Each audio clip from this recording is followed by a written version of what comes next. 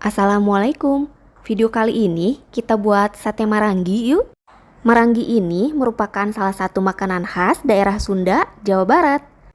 Kali ini bakaran maranginya saya menggunakan pakai teflon.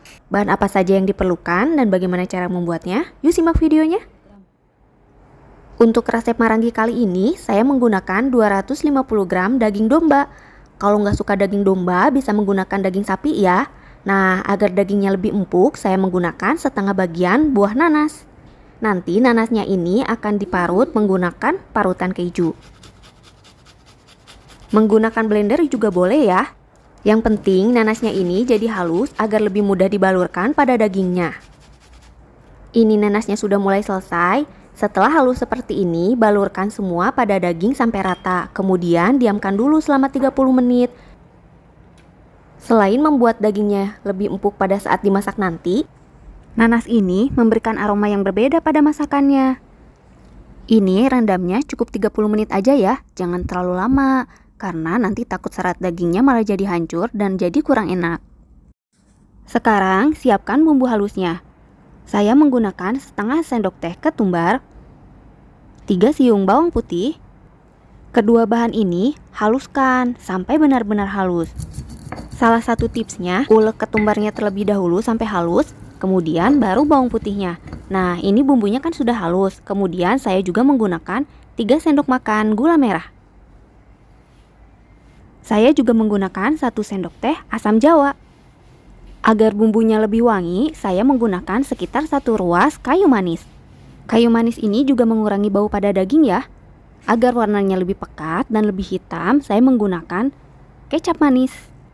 Kemudian saya juga menggunakan garam dan kaldu bubuk. Kaldu bubuknya saya menggunakan rasa jamur, tapi kalau ada rasa ayam atau sapi juga nggak apa-apa. Selanjutnya, siapkan 1 gelas air. Campurkan semua bahan-bahan bumbu tadi ke dalam air. Mulai dari bumbu halusnya, aduk-aduk sampai semuanya tercampur rata dengan air. Kemudian, masukkan asam jawanya. Selanjutnya, masukkan gula merah dan kayu manisnya. Semua bahan ini aduk-aduk sampai tercampur rata dan gulanya larut. Terutama asam jawanya, jangan sampai menggumpal.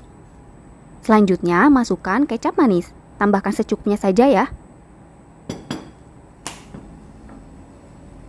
Tambahkan garam, kemudian masukkan juga kaldu bubuk. Aduk-aduk lagi sampai semuanya tercampur rata, kemudian diamkan sampai mendidih. Bumbu ini digunakan untuk merendam atau memarinasi dagingnya nanti. Rasa dagingnya akan lebih enak jika memakai bumbu ini. Bumbu rendamannya sudah mendidih, lalu matikan kompor. Jangan lupa dicek rasa dulu ya. Nah, setelah ini diamkan terlebih dahulu sampai dingin. Sambil menunggu air rendamannya dingin, kita cek daging dombanya dulu ya. Nah, ini daging dombanya sudah saya bersihkan dari nanasnya. Saya potong-potong tadi, potongnya sekitar sebesar ini. Ini opsional aja ya, boleh dipotong kotak juga nggak apa-apa. Setelah bumbu rendamannya dingin, lalu tuangkan ke dalam dagingnya. Diamkan dulu beberapa saat sebelum diolah terlebih dahulu. Hal ini dilakukan agar bumbunya lebih meresap ke dalam daging. Aduk-aduk sampai rata dan pastikan semua dagingnya ini terendam dengan bumbunya tadi. Sambil menunggu bumbunya ini meresap atau dagingnya dimarinasi, kita siapkan sambalnya dulu ya. Saya menggunakan 1 buah tomat. Tomatnya saya gunakan tomat yang besar agar ada rasa asamnya. Kemudian saya menggunakan 3 siung bawang merah. Di sini juga saya menggunakan 4 buah cili api. Untuk tingkat kepedasannya bisa disesuaikan. Saya juga menggunakan 2 buah jeruk kasturi. Semua bahan ini untuk sambalnya. Sekarang kita potong-potong dulu cili apinya, agar nanti pada saat menghaluskannya lebih mudah. Ini cili apinya sudah selesai, selanjutnya iris-iris tomatnya. Saya iris memanjang tomatnya seperti ini, jadi nanti tidak usah dihaluskan. Yang dihaluskan hanya cili api, dan sisa bahan lainnya diiris-iris saja. Nah, ini bawangnya juga saya iris-iris. Saya iris agak kasar. Kalau makan daging kambing atau daging domba yang punya aroma yang khas, nah bawang merah ini cocok banget deh. Rasanya jadi lebih enak dan seimbang. Ini bawangnya sudah selesai dipotong-potong. Selanjutnya kita masukkan cili api yang sudah dipotong tadi ke dalam ulekan. Tambahkan garam. Kemudian saya juga menggunakan gula putih. Ini opsional aja, kalau nggak suka gula putih bisa diganti dengan gula merah. Nah, semua ini saya haluskan sampai benar-benar halus. Setelah halus seperti ini, baru saya masukkan potongan tomat dan irisan bawang yang tadi. Tomat dan bawangnya ini saya tidak haluskan, tapi saya geprek-geprek aja sedikit seperti ini. Kemudian aduk rata sampai semuanya tercampur. Nah, terakhir baru deh kasih perasan jeruk. Ini rasanya seger banget.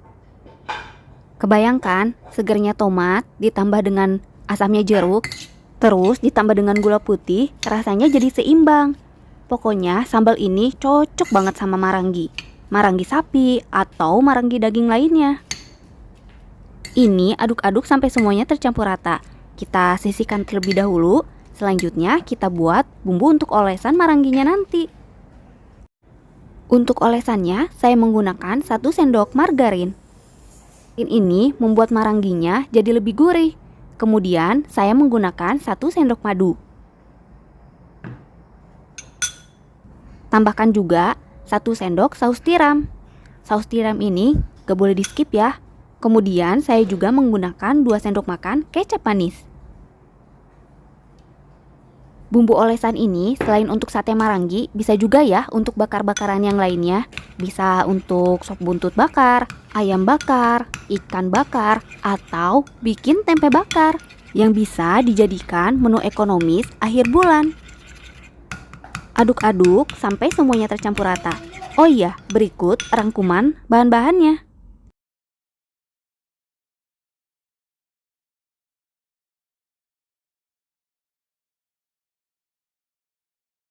Sekarang siapkan wajannya. Wajan ini digunakan untuk membakar dagingnya nanti. Nah, ini dagingnya sudah selesai dimarinasi. Setelah wajannya benar-benar panas, baru deh masukkan dagingnya. Dengan menggunakan wajan seperti ini, rasanya nggak kalah enak loh dengan yang dibakar dengan api langsung. Dagingnya akan mengeluarkan sedikit air seperti ini.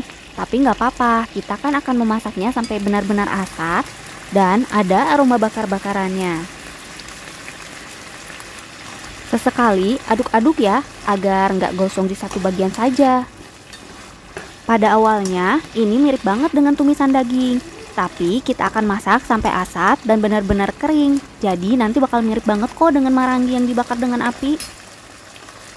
Setelah bentuknya seperti ini, baru kita oleskan dengan bahan olesan yang sudah kita buat sebelumnya. Oles-oles di atas daging, kemudian balik dagingnya, lalu oles lagi. Ini aroma bakarannya udah kecium banget loh, wangi deh. Masak beberapa saat sampai bumbunya ini benar-benar meresap. Setelah bumbunya meresap dan ada sedikit proses pembakaran di permukaan dagingnya, matikan kompor lalu pindahkan ke piring saji. Sate marangi ala Papai's Kitchen sudah jadi. Dimakan dengan nasi hangat dan ditambah dengan sambalnya, alhamdulillah enak. Terima kasih ya yang sudah menonton sampai selesai. Jangan lupa recook. Bye!